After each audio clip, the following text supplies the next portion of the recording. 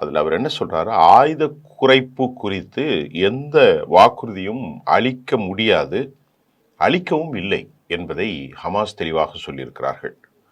Hamas முதற்கண் வேலை இந்த பிரதேசத்தை, இந்த டெரிட்டோரியலை கட்டி எழுப்புவது மட்டும்தான் எங்களின் வேலை. கிட்டத்தட்ட 50 மில்லியன்ங்கிற அளவிற்கான டன்கள் அளவிற்கு கற்கள் 25 ஆண்டுகள் ஆகும் என்று சொல்லக்கூடிய அளவிற்கு இப்போது முதற்கண் நாங்கள் இந்த பிராந்தியத்தை, இந்த மண்ணை கட்டி எழுப்ப வேண்டும். ஒரு சிறந்த கவர்னன்ஸ், நிர்வாகத்தை அமைப்பதும் அதில் அடங்கும்.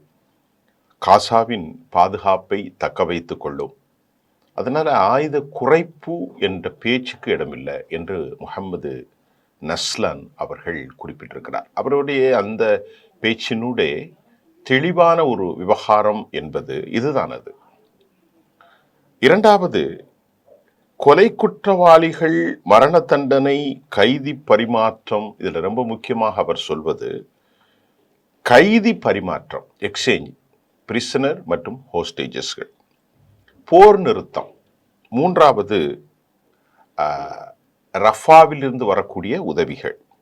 இது குறித்தும் நாங்கள் பேசியோம். என்னெல்லாம் பேசணும்னு அவர் சொல்றார். கைதி பரிமாற்றம், ஹோஸ்டேஜ் எக்ஸ்சேஞ்ச், போர் நிறுத்தம், உதவிகள், இவ்வளவுதான் முதற்கட்ட பேச்சுவார்த்தை நடந்துச்சு.